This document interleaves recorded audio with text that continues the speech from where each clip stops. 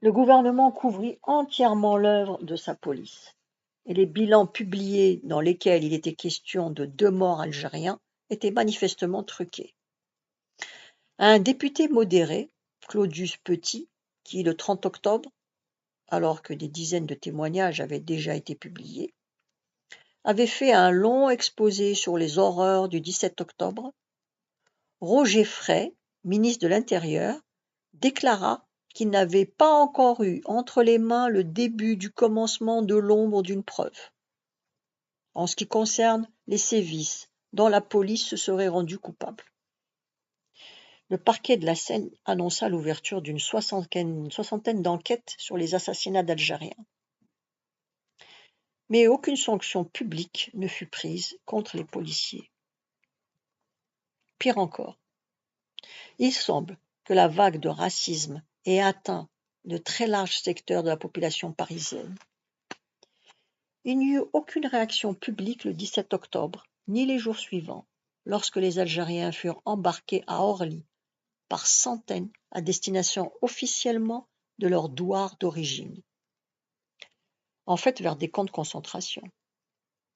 À lire certains journaux, on pouvait penser à la terreur des bourgeois parisiens du XIXe siècle devant les barbares des faubourgs, ou à celle de ceux de Londres devant les manifestations chartistes.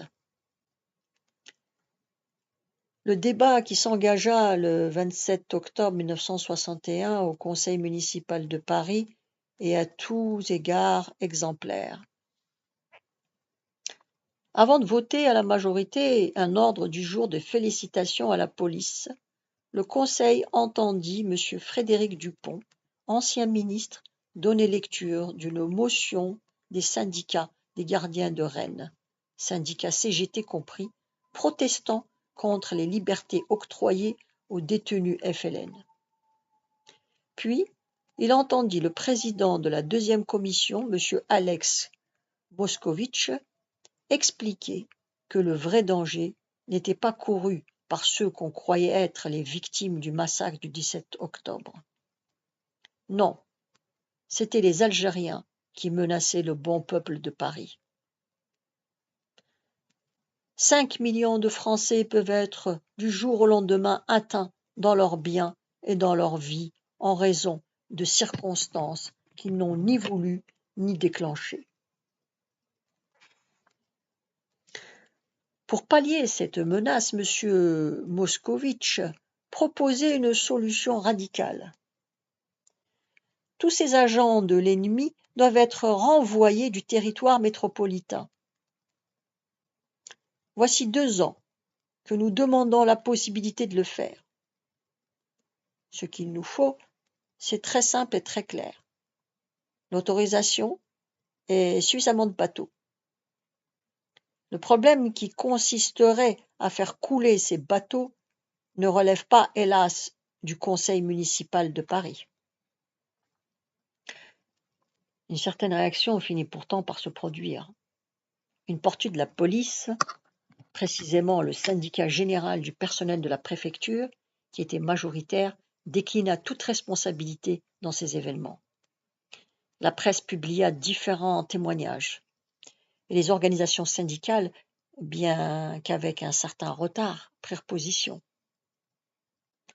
Il ne reste pas moins que Paris avait été, en 1961, le théâtre d'un véritable pogrom.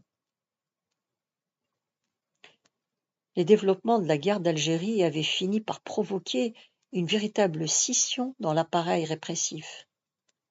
Un phénomène analogue se produisait en France. Mais ce ne fut pas la conséquence de la répression du 17 octobre. Le 19 novembre, une manifestation anti-OAS est organisée à Paris. La police charge et blesse de nombreux manifestants. Cette fois, le syndicat général du personnel de la préfecture de police prend ouvertement position contre Papon. Son secrétaire général, Rouve, qui avait pourtant demandé le couvre-feu contre les Algériens, est suspendu, puis révoqué. 18 décembre 1961. Dans une interview à l'Express, Rouve accuse publiquement le directeur de la police municipale Leguet d'être un sympathisant de l'OAS. Le 8 février 1962, les brigades d'intervention de la préfecture de police sont encore chargées de réprimer une manifestation organisée à la suite d'une série d'attentats de l'OAS. Cette fois, il y a 8 morts, presque tous communistes, étouffés à l'entrée de la station de métro Charonne. Le responsable de cette charge avait déjà été accusé d'avoir tué de ses mains un Algérien le 17 octobre. Aux victimes du 8 février, 500 000 Parisiens rendirent un hommage solennel. Le gouvernement, qui avait attribué la responsabilité des morts aux manifestants eux-mêmes, laissa les obsèques se dérouler sans incident. Il donnait même l'impression de chercher dans la foule des manifestants un appui contre sa propre police, qu'il n'était plus capable de contrôler. Mais parmi les Parisiens qui défilèrent ce jour-là, combien avaient compris que le 8 février était la conséquence logique du 17 octobre? Un seul orateur, le représentant de la CFTC, fit ce rapprochement dans le discours qu'il prononça aux obsèques. La leçon des faits était pourtant claire.